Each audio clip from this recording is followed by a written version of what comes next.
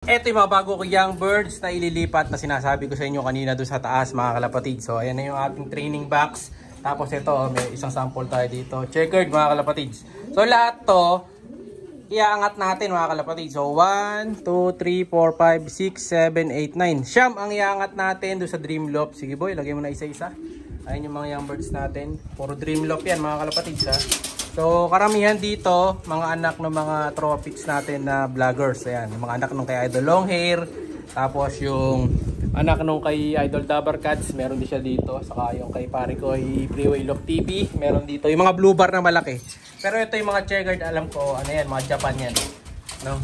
Ayun, yung dalawang blue bar na malaki, mga anak yun. Tapos ito yung Grisel, mga ex-machina cookies line. So bali lahat ng kalapati na to, mga kalapati ng vlogger yan halos mga kalapatids, no? Oh, ayan, no? Diba? So mga solid na mga kalapatids natin na vlogger, ang mga line ng mga ibon natin na bagong ilalagay na to. Oh, ayan sila, oh. Ang popogi niyan mga kalapatids. Sige boy. So, puro mga checkered, mga Japan. Tapos yung Grisel, ito yung dalawang Grisel, favorite ko itong dalawa na to. Grabe, laki ng katawan yan. Tapos nakapares yan sa Albert team natin na Barako. Ayan, ito boy, ito yung lahi nung sayo. Lahi nung kay Dabarcats. Malalaki. Kakulay ng mga panlaban niya. So may mga nagkabulutong lang. Katulad ng ilang ibon ko dito. Ito, yung mga nagkabulutong mga kalapatids. Ito naman mga lalagay natin sa likod. Mga speedbird, saka mga off color. Pero halos lahat to, speedbird to, lahat ng checkered na nakikita nyo. Yung dalawang kalawang, for testing natin yan syempre kung may speed sila, kaya lalagay natin pa rin sa likod.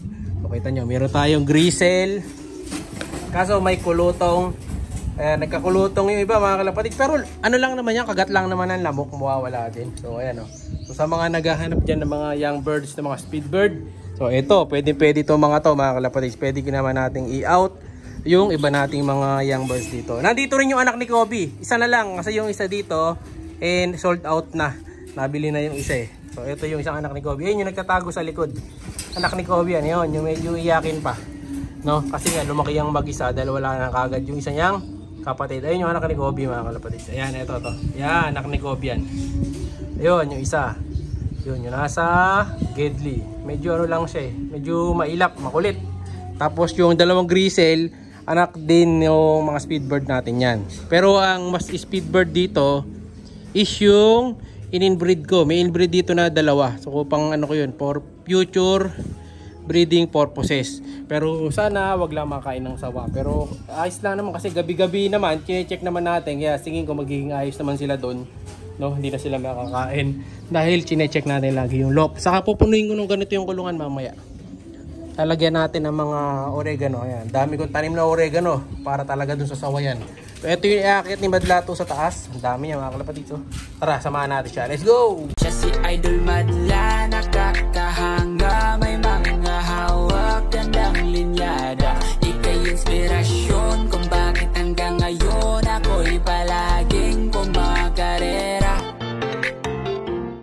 Ito yung mga young birds natin. Dinudukot na lahat ni Madlato. Siyempre isa-isa. Tapos ilalagay niya yung tuka dun sa patukaan. Ayun, para matuto silang uminom. Ayan. Lalagay lang niya yung ulo dun sa painuman para masanay. Ayan, painumin lang na gano'n mga kalapatids. Ayun. Para alam nila na yun yung painuman. Diba? Kasi mamaya hindi uminom yan, eh ubos yan mga kalapatid. Madadali na sakit yan. Isa-isain lang lahat ng Madlato yan. O ayan o. Ito yung Grisel, ganda na ito.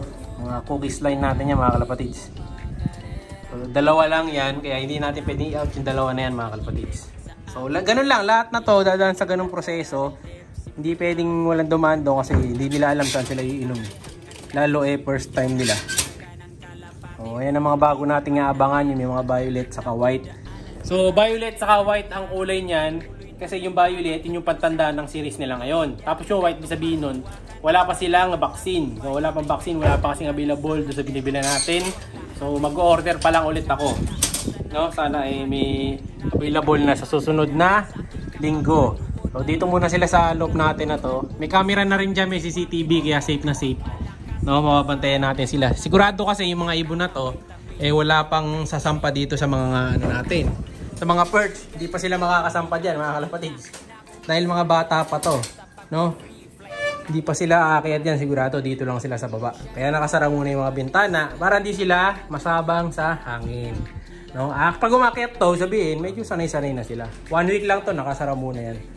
No, hindi pa natin mabubuwing. Malakas kasi din ang hangin, ayun, no? Baka magkasipon. So, pwede siguro to, lalagay muna natin siguro 1 hour lang, tambay sila sa labas, tapos pasok ulit. Pag walang hangin, ha? Kasi pag mahangin, kakasipon lang. Uso pa naman ngayon yung halak sa kawan. Ay, so iniiwasan natin. So, ayun sila. Ayan, dami na, oh. Ilan na lang to? 3 na lang to, mga kalapatids.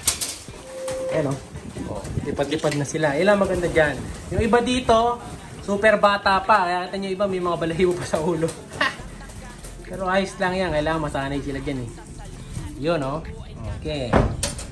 Yung sa kabila, medyo mas mahirap ang pagdadaanan sa likod. Kasi doon, medyo mas open yung loop natin. Medyo talaga mahanginan sila doon. Pero di bale, gagawa natin yan ng paraan. Dahil lalagyan ko ng ano yun eh. Ng cover sa gidli. Ayan, oh. So, bata pa tong isa na to. Medyo basa yan mga kalapatid kasi kakamap lang din natin. Ayan, oh. Nagmap si Madlato. Ayan, oh. Lipad-lipad na sila kaagad, oh. So, kaagad na itong matuto. So, by February, matagal pa 1 month, saka pa lang natin to matuturuan. No? Dahil marami pa tayong tuturo dito. Palalakasin muna natin sila. Saka pwede ring din kasi natin yan. So, last bird na pala yun, yung Madlato. Ayan yung so. Yan. Ganun lang. Lulublob nyo lang yung tuka. Tapos, lalabas nyo na siya dito. Yun. Okay mga kalapatids ha. Okay na sila. Sa likod naman tayo. Let's go! Ito sa kabila. Kalawang bird naman. Ito yung una. Tapos ito naman yung pangalawa. Ito yung kapatid niya. Dami nating mga young birds dito.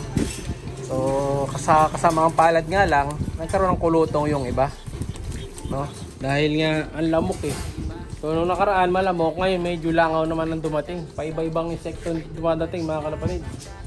Kaya ito, pag nasanay-sanay na sila, papasadaan ko din to ng malatayon. Kahit spray lang mga kalapatid sa bagwis. Para di na sila lapitan. Pero yung mga magulang na ito bago pinaris pinakalublog ko na sa malatayon para di sila magkakuto, no? So madalas kutuhin yung mga off color, yung katulad nito yung mga grisel. Ayan. Pero yung mga ganito hindi naman. So yung mga speedbird natin pala yung mga naiwan dito.